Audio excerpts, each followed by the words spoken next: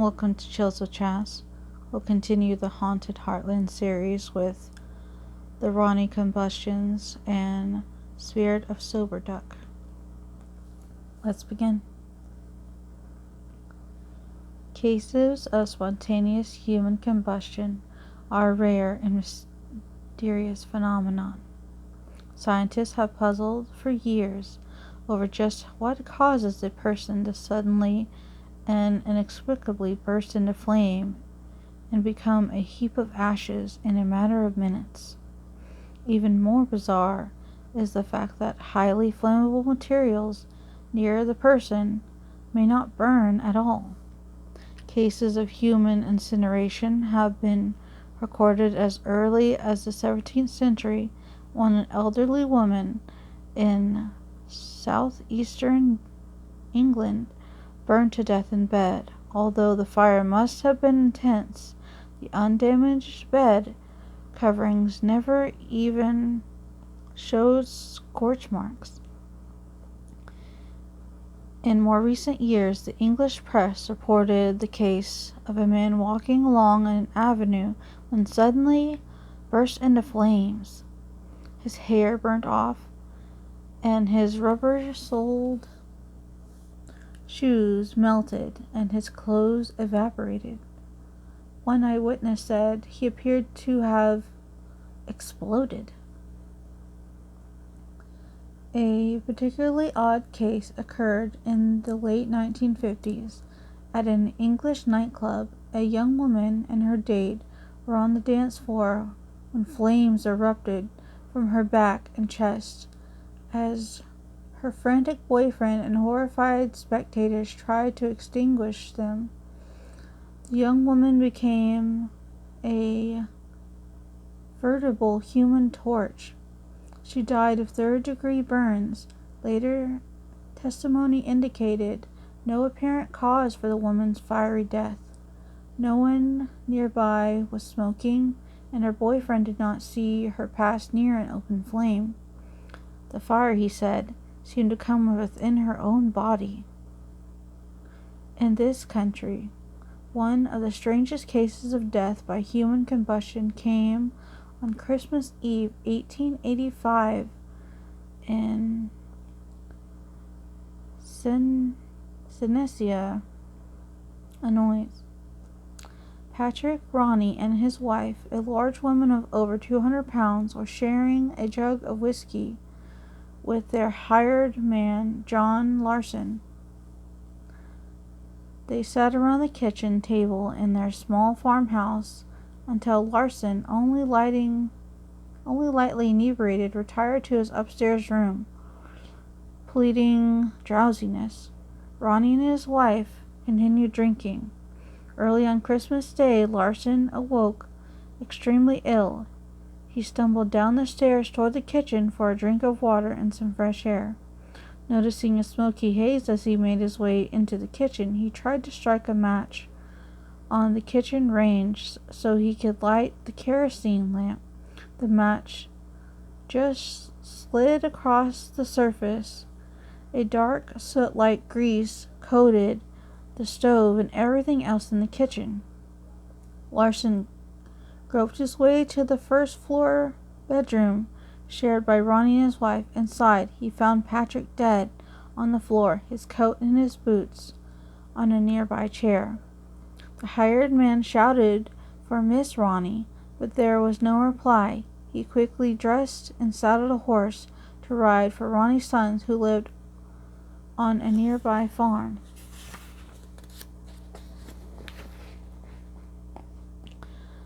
Larson, Rooney's son Todd, and a neighbor returned to the house. The trio made their way back into the soot-encrusted kitchen, where they discovered a hole in the floor near the table. The men poured into the opening by the flickering lamp Todd held. The men saw, to their horror, on the exposed cellar floor below, a foot, part of a vertebrae, and a shrunken, burnt skull in a heap of ashes. The coroner identified the remains as those of the unfortunate Miss Rooney, but an inquiry found only part of the answer to what happened. Patrick Rooney had died of smoke inhalation. Of that there was little doubt. John Larson escaped death by sleeping behind a closed door on the second floor. But Dr. Floyd Clindens, the coroner, was stumped to examine the cause of Miss Rooney's grotesque demise. He determined that a fire strong enough to have left so few remains must have burnt for several minutes at over 2,500 degrees Fahrenheit, yet the only signs of the fire were the hole in the floor, some scorch marks on the kitchen table, and the sooty substance covering the kitchen furnishings. Dr. Clindens read some accounts of spontaneous human combustion to the jury at the inquest, but they adjourned, bewildered by the case. In fact, a satisfactory answer to these particular deaths has not been found. However, research onto accounts of death, or sudden death by fire, has established many similarities. Victims are more frequently women. Alcohol is often present. The victim is usually incinerated by the fire, although particle combustion has been reported in rare instances. The head, feet, and hands often escape complete immolations. The combustion is rapid, usually taking place in a matter of seconds, and at the most a very few minutes.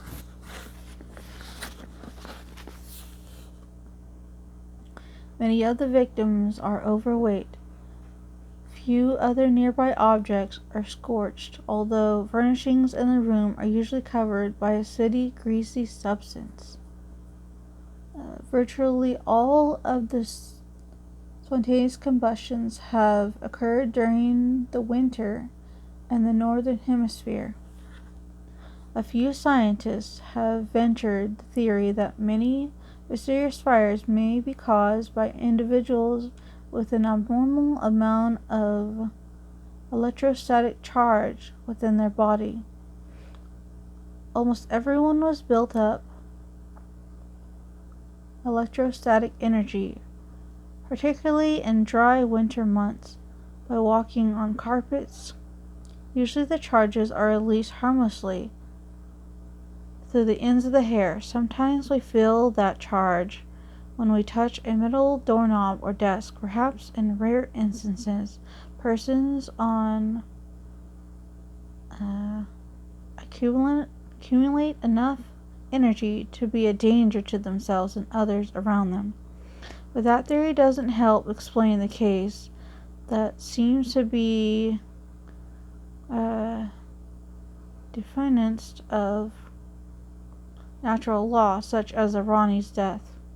The mysterious remains. Why wasn't anyone else burnt? How could such a fire fare and die within minutes? And what did Miss Rooney do to cause such a horrible conflagration?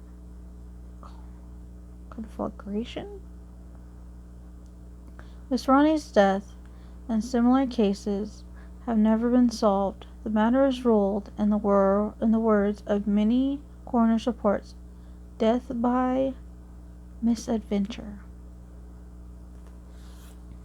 Alright, now on to the story of Spirit of the Sober Duck. Sorry, I keep moving this because stuff and reasons. Anyway. Was it the endless soul of Albert Kransner that was finally exorcised from the nightclub in Springsville? Did the ghost of Kraner, called Rudy by his friends, blow an invisible trumpet? Was he the source of the bone-numbing cold that permeated areas of the night spot.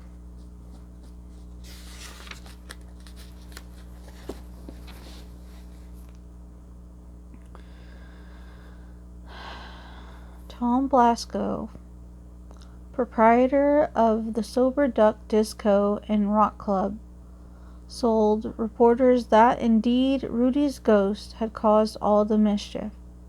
The story began at the club on June 27, 1968, when Craner, a bartender, shot himself in the head and died the next morning. Over the next few years, patrons and those who worked at the club had many eerie experiences. While temperatures of 95 degrees baked the city, portions of the Sober Duck felt like a deep freeze, and there are no air conditioners. Bar glasses would sail across the room, pitched from unseen hands. On one occasion, Barbara Lard, a witness, saw an embodied head floating in midair. She told the Associated Press that the inhuman voice issued from the skull warned of an impending death. The club owners. Sure enough, a few weeks after the mysterious visitation, the owner of the building, who had leased it to Todd Blasco, died.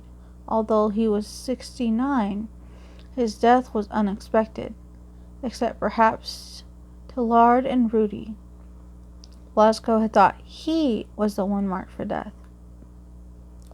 Still apprehensive, at a high school class reunion in 1979, he asked two of his former classmates, now priests, for help with the bizarre incidences.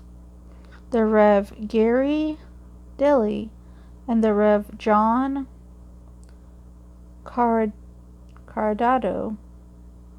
agreed to perform the ancient Catholic rite of exorcism. Blasco reasoned that since Catholics consider suicide one of the worst sins, and Rudy Crado had been a Catholic, his ghost would not rest until he was forgiven by the Church. In August 1979, the two priests, along with another cleric, visited the nightclub, said the prayers associated with the exorcism, and accompanied to the Reverend Cariato, had a 7-Up and went home. Apparently it worked, Blasco said. Ruby had been seen, heard, nor felt since the exorcism rite. What did the Catholic diocese of Springfield think of an exorcism on their midst? According to published records, an aide to Bishop Joseph McNicholas said church doctrine was not necessarily conjugated by a belief that until a person's sins are atoned, the soul of the departed may roam the earth. Certainly, the mysterious haunting of the Sober Duck convinced Tom Blasco that the spirit of the dead walk among us. Alright, that's it for that one. Thank you for listening, and I'll see you next time.